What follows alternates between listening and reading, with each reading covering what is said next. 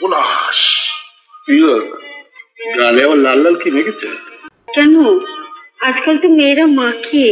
সত্যি বলতে কি, হঠাৎ বইয়ের এরকম সৃষ্টি ছাড়া কাণ্ডকলাপ দেখে স্বামীর চোখ তো কপালে। শুধু কি তাই, হাত মুখ ধুয়ে ঘরে ঢুকতেই স্ত্রী যখন মিষ্টি ভরা থালাটা তুলে দিলেন তার হাতে, তখন চোখ কপালে তুলে প্রশ্ন করলেন রজনীবাবু, সব খাবার করতে জানবো? বাড়িতে এলে মুড়ি আর মাঝে করে ছিঁড়ে ভাজা, এই যে পাও, এই তো খায়। তবে এখানেই শেষ নয়। খেয়ে ওঠার পর মাথায় হাত বুলিয়ে দিতে দিতে বউ বলে উঠলেন, কি সুন্দর চাঁদ উঠেছে, চলো না ছাদে যাই। সভয়ে রজনীবাবু বলে উঠলেন, না না না না। হলোটা কি? বইয়ের মাথাটা কি একেবারে খারাপ হয়ে গেল? এতদিন তো কলকাতার অন্নপূর্ণা বোর্ডিং হাউসের ম্যানেজার রজনীবাবু সপ্তাহান্তে একদিন দেশের বাড়িতে এলে কপালে জুটত শুধু বইয়ের লাঞ্ছনা আর মুখ ঝামটা। রাস্তায় বাড়ি এসে পৌঁছেছি আর বাজলো সকাল 8টা। তোমার একবার সময় হলো না পাশে একটু বসো? শুধু তাই নয়, বাড়ি ফিরে একান্তে যে বইয়ের সঙ্গে দুটো সুখ দুঃখের গল্প করবেন তারও জুটি পর্যন্ত ছিল না। সকালবেলা বিরক্ত করো না। আমায় দেখলে আজকাল বিরক্ত হও। কাজ আর কাজ, আমরা যেন কাজকর্ম কিচ্ছু করি না। কি কাজ করো? কি কাজটা করো শুনি? এই ছিল রজনীবাবুর দুঃখময় দাম্পত্য জীবন। তবে ব্যতিক্রমও যে ছিল না তা অবশ্য নয়, মাঝে মাঝে বরফও গলত। আর আমি বাড়ি ময় ঘুরে বেড়াচ্ছি। কেন? কেন কি খাবি না? বলি এই কি আমার খাবার সময়? একটু খাও। কি হচ্ছে? সকালবেলা বিরক্ত হয়েছে। আমি তাহলে খাবার যাও না দাও। তবে বইয়ের এই অবহেলা যেন শুয়ে গিয়েছিল রজনীবাবু। শুধু মাঝে মাঝে মনে পড়তো বিয়ের পরপরই স্ত্রীর লেখা চিঠিগুলোর কথা। আগে সে কত রাঙা রাঙা খামে গন্ধ লাগানো পত্র। 1953 সালে মুক্তিপ্রাপ্ত 74.5 ছবিতে উত্তম সুচিত্রার অভিনয়কেও যেন ছাপিয়ে গিয়েছিল তুলসী চক্রবর্তী আর মলিনা দেবীর অভিনয়। তাদের অভিনয় দেখে কে বলবে এটা শুধুই একটা অভিনয়? কলকাতার অন্নপূর্ণা বোর্ডিং হাউসের ম্যানেজার এই রজনীবাবু শনিবারের বিকেলের ট্রেনে দেশের বাড়িতে গিয়ে আবার কলকাতায় ফিরতেন সোমবারের ভোরের ট্রেনে। এইভাবেই কেটে যাচ্ছিল তার দিনগুলো। মুশকিলটা বাঁধলো যেদিন তারই দুঃসম্পর্কের এক আত্মীয় ভাড়া বাড়ি থেকে উৎখাত হয়ে বলা নেই কওয়া নেই স্ত্রী কন্যা নিয়ে হঠাৎ হাজির হলেন এই মেষবাড়িতে বসবাসের জন্য। আর ক্রমেই মেষবাড়ির প্রায় সমস্ত বাসিন্দাদের চিত্তচাঞ্চল্যের কারণ হয়ে দাঁড়ালো সেই আত্মীয়ের রমলা নামক সুন্দরী কন্যাটি। তবে কালক্রমে রামপ্রীতি নামে মেষের এক বাসিন্দার সঙ্গে গড়ে উঠল রমলার ভালোবাসার সম্পর্ক। দিব্যি চাকর মদনের হাত দিয়ে চলছিল তাদের দুজনের চিঠি চালাচালি পর্বটা। কিন্তু শেষ রক্ষা আর হলো না।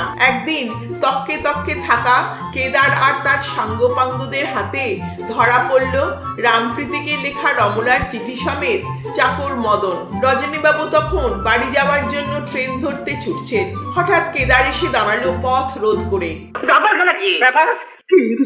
প্রেমের চিঠি, উপরে নিচে চালাচালি হইতে আছে। তারপর জোর করে কেদার চিঠিটা তার পকেটে ঢুকিয়ে দিল রেলগাড়িতে যেতে যেতে পড়ার জন্য। বাড়ি ঢুকেই স্ত্রীকে দেখে রজনীবাবু শুধলেন, মুখ শুকিয়ে গেছে দেখছি। উত্তরে স্ত্রী মৃদু মুখ ঝামটা দিয়ে উঠলে তিনি বলে উঠলেন, রাগ হয়ে। তারপর বিছানায় একটু সুস্থির হয়ে বসে মেয়েকে বললেন, তোর মাকে একবার দেখতে শিখিয়ে দিই। কেন? মা এসে আবার কি করবে? ব্যস্ত ছিলে কলকাতায় একলা। বলতে বলতে ঘরে ঢুকলেন রজনীবাবুর বউ। বসতে না বসতেই শুরু হলো। হাত পাকা নাড়তে নাড়তেই বলে উঠলেন তিনি। একটু চুপ করে থেকে স্ত্রীকে বললেন তার জামার পকেট থেকে সংসার খরচের টাকা পয়সা বার করে নিতে। রজনীবাবুর পকেট থেকে টাকা নিতে গিয়েই বেরিয়ে এলো একটা চিঠি। কার চিঠি এটা? তার স্ত্রী চুপি চুপি চিঠিটা নিয়ে ঘর থেকে বেরিয়ে এসে হারিকেনের মৃদু আলোয় পড়তে বসলেন। চিঠি পেয়েছি, একেবারে চিঠিটা আশা করছি আরো বড় হবে। বাড়ির কথা লিখেছো? একই এ যে কোনো মেয়ের লেখা প্রেমপত্র। তার মানে তলে তলে প্রেম করছেন রজনীবাবু। মাথায় যেন বাজ পড়ল তার। সঙ্গে সঙ্গে ঘরে এসে ঝাঁপিয়ে পড়লেন স্বামীর ওপর। কি দিদি, তুমি একবার জানোয়ারের মতো হয়ে গেলে না। মাথা মুন্ডু কিছু বুঝতে না পেরে হতভম্ব রজনীবাবু বলে উঠলেন, যা মুখে আসে তাই তার মুখে চুপ করে যাচ্ছি। স্ত্রীও সঙ্গে সঙ্গে উত্তর দিলেন, চুপ করো শুনি, লড়তে পারি না তোমার কথা বলতে, পুরো বলছে ডিম রুটি। রাত দুপুরে বেঁধে গেল সে এক ধুমধুমার যুদ্ধ। বিনা কারণে এত গঞ্জনা কি সহ্য করা যায়? তাই রাগের মাথায় হুকোটাই আছাড় মেরে ভেঙে ফেললেন রজনীবাবু। বলে ডুকরে কেঁদে উঠলেন তার স্ত্রী। মাঝরাতে স্ত্রী কাছে এলে কপট রাগ দেখিয়ে কিছুক্ষণ মটকা মেরে পড়ে থাকলেও শেষ পর্যন্ত উঠে বসে হতভম্ব রজনীবাবু জিজ্ঞাসা করলেন তাকে, আচ্ছা তোমার কি হয়েছে বলো তো? এই একবারে রণচণ্ডী আবার মাঝরাত্রে এসে পায়ে মাথা ঘুরছে। কিন্তু কোনো সদুত্তর পেলেন না। রজনীবাবু কলকাতায় ফিরে গেলে একেবারে শয্যা নিলেন তার স্ত্রী। সই এসে পরামর্শ দিলেন রজনীবাবু এরপর বাড়ি ফিরলে খিটখিট না করে যেন একটু সেজে গুজে মিষ্টি কথায় তুষ্ট করেন তাকে। তাই সইয়ের কথাতেই তার এই সাজ বদল। তবে তাতেও কাজ না হওয়াতে এরপর ডাকা হলো যজ্ঞেশ্বর গুণিনকে। শুরু হলো তার ঝাড় ফুঁক আর মন্ত্র পড়ার পালা। ওদিকে রামপ্রীতি আর রমলার বিয়ের সব ঠিকঠাক।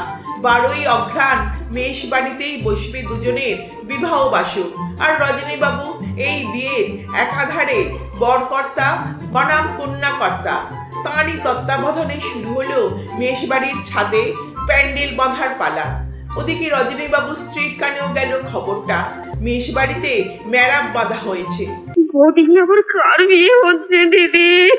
ডুকরে কেঁদে উঠে বলে উঠলেন তিনি, আমি কলকাতা যাবো দিদি, আমি কলকাতা যাবো। ছেলে মেয়েকে নিয়ে চড়ে বসলেন ট্রেনে। ওদিকে তখন সানাই বাজছে মেষ বাড়িতে।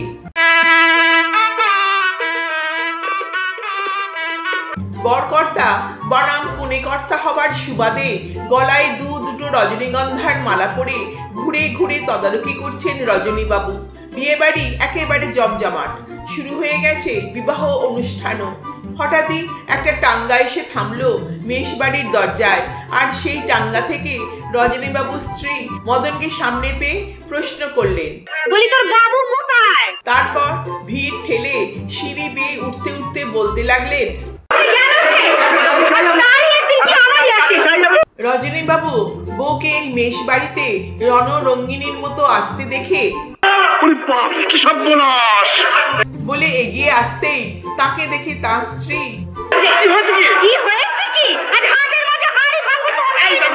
বলে চিৎকার করে উঠে একটা ঘরে রজনীবাবুকে হিড়হিড় করে টেনে এনে দিলেন দরজাটা বন্ধ করে। তারপর শুরু হলো দুজনের খণ্ডযুদ্ধ। ওদিকে বাইরের থেকে দরজায় পড়ছে মুহুর্মুহু করাঘাত। কোন রকমে বইয়ের হাত থেকে নিজেকে ছাড়িয়ে দরজাটা খুলতেই তার স্ত্রী ঝাঁপিয়ে পড়ে রজনীবাবুকে ছাড়িয়ে নিয়ে আবার দরজাটা সশব্দে বন্ধ করে দিলেন মেষের বাসিন্দাদের ওপর। রজনীবাবু শখেদে বলে উঠলেন, তার স্ত্রী কাঁদতে কাঁদতে বলে উঠলেন, তুমি আমাকে মেরে ফেলো, তবু জানতে তোমাকে আমি সতীনের ঘর করতে দেব না। কিছুই মাথায় ঢুকছিল না রজনীবাবু। তখন স্ত্রী তাকে চিঠিটা বার করে দেখালে তিনি জানালেন যে যাকে চিঠি লিখেছিল আজকে তাদেরই বিয়ে হচ্ছে। লজ্জিত হয়ে স্ত্রী বললেন, আমাকে ক্ষমা করো। রজনীবাবু বললেন, তোমার যে ভুল ভেঙেছে এতে আমি খুব খুশি হয়েছি।